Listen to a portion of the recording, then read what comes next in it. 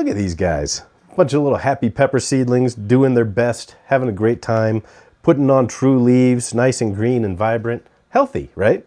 But what if I told you they're only a day or two away from running into a problem that could negatively impact their entire season?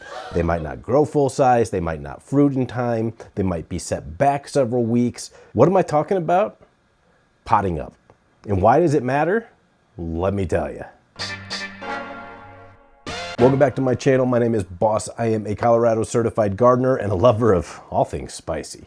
I grow a ton of pepper plants every year, as well as tomatoes and other things, but one thing is true regardless of what you're growing. When you start from seed and you grow in one of these seed trays like this, you have a ticking clock to make sure that you nail that timing to plant it up to its next size pot. So while these look healthy and happy, they're nice and green and vibrant, nobody is looking yellow. A couple of them got a little dried out, they'll bounce back, I just watered them. But when I look underneath the covers here, I can see there are little roots starting to stick out. That is a telltale sign that I may have even waited a little too long to get these transplanted. And I know what you're thinking, lots of roots is good, right? Lots of roots is good.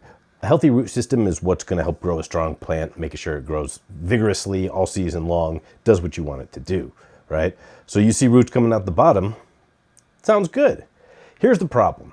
Those roots, once they get down to that plastic, they're going, that's the end of the road. They don't really know what to do. And then they send signals back up the plant to the brain, or to the meristem, I guess technically, that say, hey, look, we got a problem. We can't grow any more roots. And the plant starts to go into stress and survival mode. And you'll actually start to see some signs of this. It might be that it looks a little bit unhappy in its growth.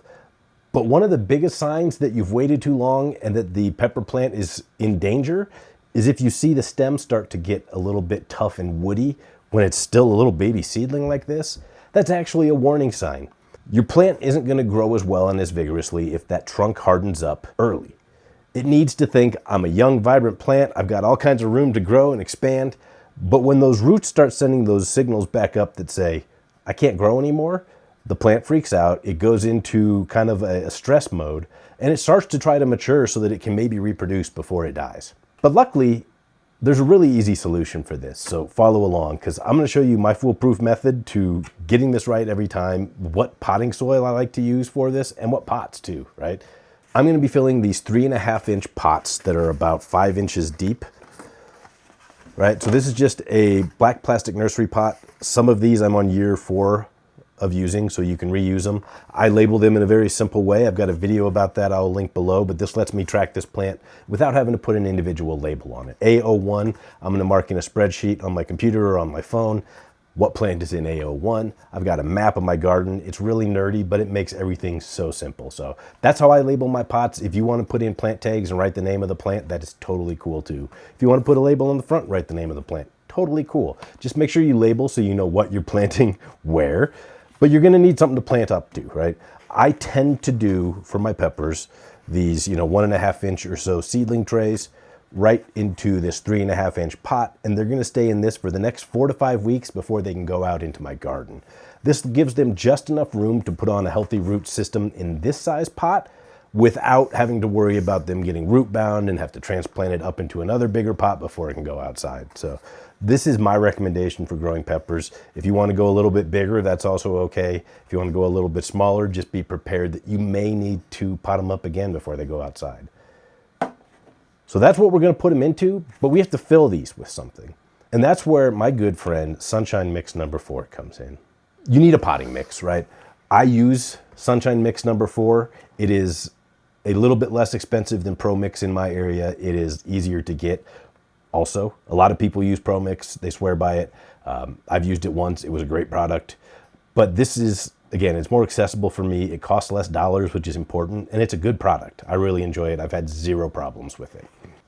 And so I'm actually going to mix this all up outside here because it's a little bit dry right now and it kicks up a lot of dust.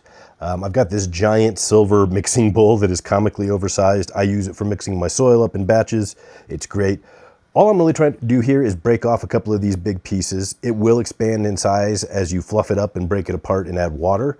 So I'm going to do that really quick. I'm just going to hit it with the hose a few times to make sure it gets evenly moist. You don't want it too wet, right?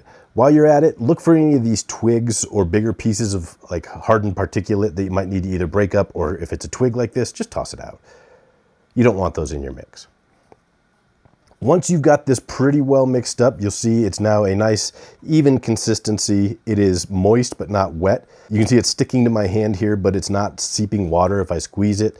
That's perfect. If it's too wet, it's going to be too swampy and too wet for the plants. If it's too dry, it's going to be too dry and they're not going to have good root growth. Here we are back inside. I have my giant bowl of Sunshine Mix number 4 with mycorrhizae. Look, I don't know if the mycorrhizae does anything, to be completely honest. I don't believe that it does. These are pots. If it was out in the soil and we were building this network of microbes and fungi, maybe it helps, but there's so much of that in the soil already, I feel like it's kind of not needed. But anyhow, this is going to do just fine. It's going to be in this pot for only, and in this media, like I said, 4 to 5 weeks. So the only other thing I need to add to this, because most of these types of mixes, Pro Mix, Sunshine Mix, they're not actually going to feed your plant much. They don't have a ton of nutrition in them. So for that, I like to use Osmocote, right? These are just the flower and vegetable blend. You can buy this big bag at your garden center. You can buy them online at Amazon. I'll leave a link below. This is just a slow release fertilizer that works really well for me for the next 4 to 5 weeks. It gives the plants everything they need until they can go outside. So I'm going to add some of this in here and get that mixed up next. All right, so there's a recipe on the back of this bag. It says for peppers and tomatoes, 1.5 scoopfuls per 4 square feet. I have no idea how much soil is in here. However, I do know that you can be a little bit liberal with these. They have never burned my plants before. So I'm gonna go ahead and assume this is somewhere around 4 square feet of soil once it's all, spread out. But I'm gonna go a little heavy and just do 2 full scoops and a half because, well, I don't want to starve my pepper plants. Now, it's important when you're working with your media that you use the proper tools to mix it up. These guys. I'm only half joking when I say that. Mixing your soil up by hand, and it's not soil, it's potting mix, it's media. I use those terms interchangeably and I shouldn't. Soil is outside, it's clay and silt and sand, and this is potting media. But mix it up. Again, it gives you one less chance to look for any particulate, anything that maybe you don't want in there, like twigs. I've never had rocks in Sunshine Mix, but I have found full-on like 2-inch rocks in a lot of bags of cheaper potting mixes and things like that. But quite frankly, any potting mix works for this. This is just what I like to use. If you get potting mix that already has nutrition in it, like a Miracle Grow or a Stay Green or whatever, technically you don't even need to add the Osmocote because it should feed your plants for that month or month and a half that you need to keep them inside before they go out. So that's pretty well mixed up. There should be a little bit of Osmocote everywhere. And we're gonna go ahead and fill some pots. To do this, it's really, again, use the right tools for the job. If you're doing a lot of these, trying to scoop it all in there with a shovel and be gentle with it is really tough. Fill it up, gently pack it, but again, you don't want to be smashing it down. You want that to be nice and airy. You want there to be some fluffiness to it. That'll help the roots establish much quicker. It won't cause any problems for them without enough oxygen as well. But now you've got a 3.5-inch nursery pot full of good media. It's got some nutrition in it, and we have to do the transplant. And so next, I just poke a hole, right? And I've got a whole tray. I've got a lot of trays of these to do. I'm just going to show you one because you don't need to watch me do 300 peppers. But I'm going to go in pretty deep. See that? Going in pretty deep. I am going to now take my first pepper out of my tray. Ooh, I'm going to regret this. All right, now the bottom of my tray is all dirty, but hopefully this is in the camera up here so you can see what I'm doing. I just squeeze the sides a little bit and then put 2 fingers around the stem and very, very gently pull while I'm pushing from the bottom, and it comes right out. So now let's take a quick look at this guy because it is definitely time to plant. You can see there are roots starting to circle. There are roots coming all the way down and out the bottom. I'm going to loosen those up just a little bit because they are starting to grow in the shape of the container, which could be pretty bad. They will continue that growth pattern. We don't want that. We don't want girdling roots. This happens with most plants if you let them get a little bit root bound. That was not too terrible, but another day or two, this would have been a problem. It would have been sending messages back up to that meristem going, hey, I'm not happy. I'm going to remove a little bit of that media around the roots just so that they make better contact with their new media, and then we drop it in, right? Just like in a recent video where I showed you how to save leggy seedlings, you're going to bury it pretty deep. These seed leaves here, the cotyledons, you can plant really up to their depth without any issue in peppers and tomatoes and eggplants. Other plants, you need to be really careful about that and don't plant them too deep. But in this case, this pepper is actually going to grow a little bit of advantageous roots along that part of the buried stem over time, right? Peppers will do that, tomatoes will do that, eggplants will do that. A few other plants will do that as well. But in general, with these types of crops, it's safe to bury them deep. It also helps make sure they're in there a little bit more secure. Again, we don't want to pack it too tight. And now we have a nice little seedling in his new home where he's got room to stretch his legs and grow a lot faster. Nailing this timing is super important. I can't say that enough. Take a look at your plants every day or two, especially when they're little seedlings like this. Check for those roots to be growing out the bottom of your seed cells. As soon as you start to see them, it's time. If you have plants that are about this size and you haven't quite seen roots coming out the bottom, it's still probably time. Don't wait for your plants to look stressed. Don't wait for your plants to start to harden up their stems and get woody. We don't want that. We want these things to be always in growth mode, unencumbered by stress, unencumbered by external factors, so that when they go out to the garden here in about a month, they're going to be in vigorous growth mode. We're going to plant them out just at the right time when the temperature is right in the air, the temperature is right in the soil, and there's no risk of frost or freezing, right?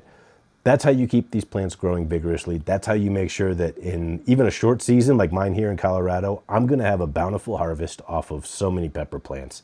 This is a Hangjiao space pepper, number 1, called Corona. Hangjiao space peppers are really cool peppers. They were bred from seeds that were sent to space as a part of the Chinese space program over the past 2.5 decades. They exposed them to space radiation in the hopes of increasing mutations. They then brought those seeds back, found the ones with the mutations they wanted. They backbred them, they crossbred them. They came up with 10 stable varieties of chili peppers that are typically growing very large fruits, lots of them, and high in vitamin C. So they've kind of engineered a better pepper, if you will. I think they're really neat. I grow them every year, all 10 varieties. I've made videos on these. I'll try to remember to link those below as well. But now I have a whole lot of transplanting to do, and I'm not going to make you sit here and watch it, but I can't stress enough, don't wait too long. Every time you introduce stress to your plants at this young age, they pay for it. And then you'll pay for it because they won't perform exactly the way you want them to later in the season. Pot up at the right time, pot up into the right media, make sure they have nutrition. These also need to now go back in my grow tent or underneath a grow light. I would not trust this to grow well in a window. You want to have good artificial supplemental light for these to really make sure the plant has all of the light it could possibly want.